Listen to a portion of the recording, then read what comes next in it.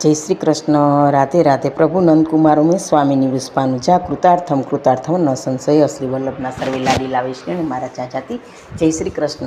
वाला वैष्णव, आज આપણે બદ્રીનાથનો ઇતિહાસ જોઈએ, કારણ કે ચારધામ ગણાય છે તેમાં આપણા વૈષ્ણવનું બદ્રીનાથ ખૂબ જ પ્રખ્યાત છે. તો આપણે હવે બદ્રીનાથનો ઇતિહાસ વાલા વૈષ્ણવ જાણીએ કે ઉત્તરાખંડના ચમોલી જિલ્લામાં આવેલું આ બદ્રીનાથ મંદિર છે એ બદ્રીનારાયણ મંદિર તરીકે પણ ઓળખાય છે. મોક ગઢવાલ ટેકરીઓથી ઘેરાયેલું બદ્રીનાથ મંદિર આદિ શંકરાચાર્ય દ્વારા 8મી 9મી સદીની આસપાસ બનાવવામાં આવ્યું હતું. તે ઉત્તરાખંડનું સૌથી લોકપ્રિય મંદિરોમાંનું એક છે અને ભગવાન વિષ્ણુ મંદિરના પ્રમુખ દેવ છે. આ મંદિર પંચબદ્રી મંદિરો અથવા 5 પવિત્ર વિષ્ણુ મંદિરોમાંનું એક છે. તેને વિશાલ બદ્રી મંદિર તરીકે પણ ઓળખવામાં આવે છે. હવે હિન્દુઓ માટે બદ્રીનાથ યાત્રાનું ખૂબ જ આધ્યાત્મિક મહત્ત્વ છે, કારણ કે આ મંદિર સૌથી પવિત્ર છોટા 4 ધામના યાત્રાના ભાગ છે, જેવા કે કેદારનાથ, બદ્રીનાથ, ગંગોત્રી અને યમનોત્રી. તેમાંથી બદ્રીનાથનું મહત્ત્વ ખૂબ જ છે. મારા વિષ્ણુ હવે નીલકંઠ પર્વત કે જેને ગઢવાલ રાણી અને નીલકંઠ બદ્રીનાથ તરીકે પણ ઓળખવામાં આવે છે, તે એક પવિત્ર ડુંગર માનવામાં આવે છે જે બદ્રીનારાયણ મંદિરની નજીક આવેલ છે. શું વાલા વૈષ્ણવ, આપ જાણો છો કે બદ્રીનાથ ક્ષેત્ર અલકનંદા નદીનું સ્ત્રોત છે? સારું. મંદિર અલકાનંદ નદીના કિનારે આવેલું છે અને નારાયણ ડુંગર તરીકે પણ ઓળખાતો બીજો ડુંગર નીલકંઠ શિખરની પાછળ આવેલ છે. હવે સ્કંદ પુરાણ અને વિષ્ણુ પુરાણ જેવા ઘણા હિન્દુ ગ્રંથોમાં પણ તમને બદ્રીનારાયણ મંદિરનો ઉલ્લેખ જોવા જ મળશે, કારણ કે એમાં બધું હોય જ છે કે મંદિરની અદ્ભુત સ્થાપત્યથી યાત્રાળુઓ અને પ્રવાસીઓ મંત્રમુગ્ધ થયા છે, જે ખૂબ જ આકર્ષક છે. મંદિરના સ્તંભો, દિવાલો અને દરવાજા સંપૂર્ણપણે રંગાયેલા છે અને કલાત્મક તેજસ્વીતાનું પ્રતિનિધિત્વ કરતી જટિલ ડિઝાઇન ધરાવે છે. જો આપણે બદ્રીનાથ મંદિરની ફોટાઓ જોઈએ તો આપણે તેજસ્વી રંગોમાં રંગાયેલા મંદિરોની દિવાલ જોઈ શકીએ છીએ અને મંદિરમાં 3 રચનાઓ છે, જે ગર્ભગૃહ, દર્શન મંડપ અને સભા મંડપ. હવે બદ્રીનાથ મંદિર વિસ્તારમાં એટલે ગર્ભગૃહની અંદર તો બદ્રીનારાયણની એટલે શાલિગ્રામ કાળા પથ્થરની મૂર્તિ છે, જે ભગવાન વિષ્ણુના સ્વનિર્મિત દેવતા માનવામાં આવે છે. બદ્રીનાથ એટલે શાલિગ્રામ પ્રભુ જ માનવાના. હવે બદ્રીનાથનું મહત્ત્વ જોઈએ કે ભગવાન વિષ્ણુના લાખો ભક્તોની હૃદયપૂર્વક પ્રાર્થના અને આશીર્વાદ મેળવવા માટે પવિત્ર મંદિરની મુલાકાત વાલા જ્યારે આપણે લઈએ છીએ ત્યારે એમાં તપ્તકુંડ છે, એટલે ઉષ્મીય ઝરણું કહેવાય છે, ગરમ પાણીના ઝરણા. એમાં તપ્તકુંડ બદ્રીનાથ મંદિરની ખૂબ નજીક છે. આદિ શંકરાચાર્ય અલકનંદા નદીમાંથી ભગવાન બદ્રીનારાયણની શાલિગ્રામ મૂર્તિ લાવ્યા હતા અને તેને તપ્તકુંડની નજીક એક ગુફામાં મૂક્યા હતા. અને ઘણા લોકો એવું માને છે તપ્તકુંડમાં ઔષધીય ગુણધર્મો છે, કારણ કે તે પવિત્ર છે અને બદ્રીનાથ ભગવાન દ્વારા આશીર્વાદિત છે. અને યાત્રાળુ પણ તપ્તકુંડમાં આ ગરમ જરામાં પવિત્ર પાણીમાં સ્નાન કરે છે અને ચામડીના રોગો પણ રહેતા નથી. કહેવાય છે કે હાથ પગ મોઢું ધોવે છે અને ચરણામૃત લે છે તો કોઈ રોગ રહેતા નથી ને, કારણ કે આ પાણી પવિત્ર તેમજ ભગવાન શિવની શક્તિઓથી ભરેલું માનવામાં આવે છે. અને અમુક યાત્રીઓ તો વાલા વૈષ્ણવો ચોખા પણ એક કપડામાં બાંધીને થોડી વાર જબોડે છે. ચોખા પણ બફાઈ જાય છે અને પછી એને કોરા કરીને ઘરે પ્રસાદી તરીકે પણ તિજોરીમાં રાખે છે કે બદ્રીનારાયણ પ્રભુની, શાલિગ્રામ પ્રભુની કૃપા આપણી પર વિષ્ણુની અવિરત વરસ્યા કરે, એવું પણ માનવામાં આવે છે આ ગરમ પાણીના ઝરા વિશે.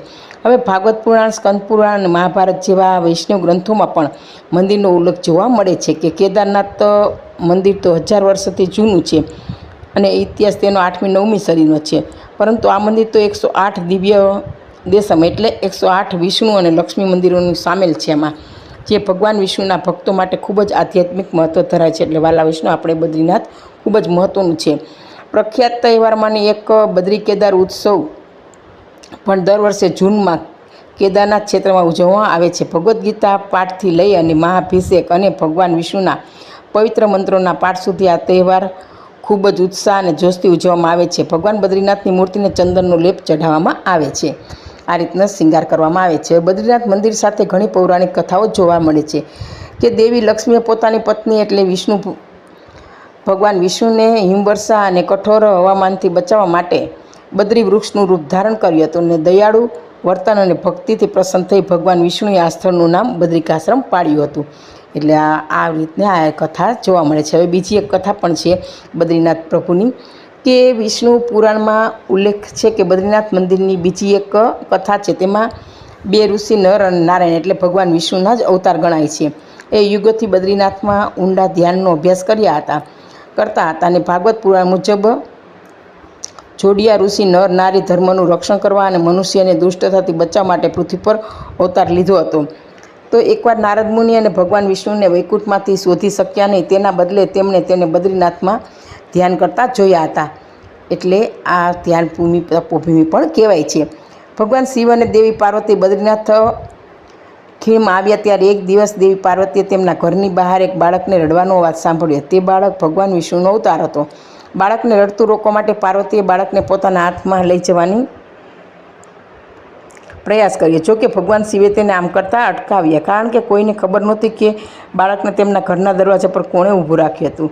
બાળકને ખવડાવ્યા પછી ભગવાન શિવ અને પાર્વતીએ બાળકને ઘરમાં રાખ્યું અને બહાર ગયા. પાછા ફર્યા પછી તેઓએ ઘરનો દરવાજો બંધ જોયો. આવી ઘટના જોઈને તેઓ તો આશ્ચર્યચકિત થઈ ગયા અને કેદારનાથ જવાનું નક્કી કર્યું. ત્યારથી બદ્રીનાથ ભગવાન વિષ્ણુનું નિવાસસ્થાન માનવામાં આવે છે. હવે મંદિર સાથે જોડાયેલી ઘણી દંતકથાઓ પણ આપણે જોઈએ કે બદ્રીનાથ તીર્થયાત્રાના જીવનમાં ભગવાન લક્ષ્મી અને ભગવાન વિષ્ણુના આશીર્વાદ પણ લાવે છે તેવું માનવામાં આવે છે. એટલે આપણે જ્યારે આ યાત્રા કરી લઈએ ચારધામની, બદ્રીનાથની, કેદારનાથની, યમનોત્રી, ગંગોત્રીની, ત્યારે ભગવાન વિષ્ણુના આશીર્વાદ આપણા ઉપર વરસે છે એવું માનવામાં આવે છે. બદ્રીનાથ મંદિરની ઉત્પત્તિનો ઉલ્લેખ ઘણા હિન્દુ શાસ્ત્રોમાં છે. અશોકના શાસન દરમિયાન પણ ભક્તોએ મંદિરમાં પ્રાર્થના કરી હતી. બદ્રીનાથ મંદિરનો ઇતિહાસ મુજબ આ મંદિર 8મી 9મી સદીમાં અલકનંદા નદી પરથી આપણે જોવામાં આવે છે કે ત્યાં બનેલું છે. અને બદ્રીનાથની મૂર્તિ આપણે મંદિરમાં ભગવાન વિષ્ણુની મૂર્તિ રાખવામાં આવે છે. અને વિષ્ણુના ભક્તો, હિન્દુ ધર્મના વૈષ્ણવ પંથના અનુયાયીઓ માટે પણ એક આ ટોચનું તીર્થસ્થાન વાલા વૈષ્ણવ રહ્યું છે. હવે હિમપ્રપાત અને હિમવર્ષાને કારણે બદ્રીનાથ મંદિરનું ઘણી વખત પુનર્નિર્માણ થયું હોવાનું માનવામાં આવે છે, કારણ કે બરફ તો ગમે એવા કલરને અને મકાનને ઉગાડી નાખે. તો આ ઘણી રીતે આ વર્ષાને કારણે તે પુનર્નિર્માણ પણ કરવામાં આવ્યું છે.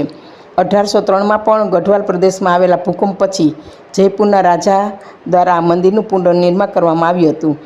અને રામાયણ અનુસાર પણ ભગવાન રામ રાવણ એટલે રાક્ષસને માર્યા પછી ભગવાન વિષ્ણુ પાસેથી આશીર્વાદ મેળવવા માટે બદ્રીનાથ આવ્યા હતા. તો વાલા વૈષ્ણવ, આપણે આ બદ્રીનાથ ધામ ભગવાનનો આપણે ઇતિહાસ જોયો. તો આ પ્રસંગ કહેવામાં મારી ક્યાંય ભૂલ રહી ગઈ તો પુષ્ટિ રસદાસીને ક્ષમા કરશો જી. સર્વે વાલા વૈષ્ણવને જય શ્રી કૃષ્ણ. આજનો વિડીયો શ્રી ઠાકોરજીના ચરણોમાં અર્પણ કરું છું. જય શ્રી કૃષ્ણ.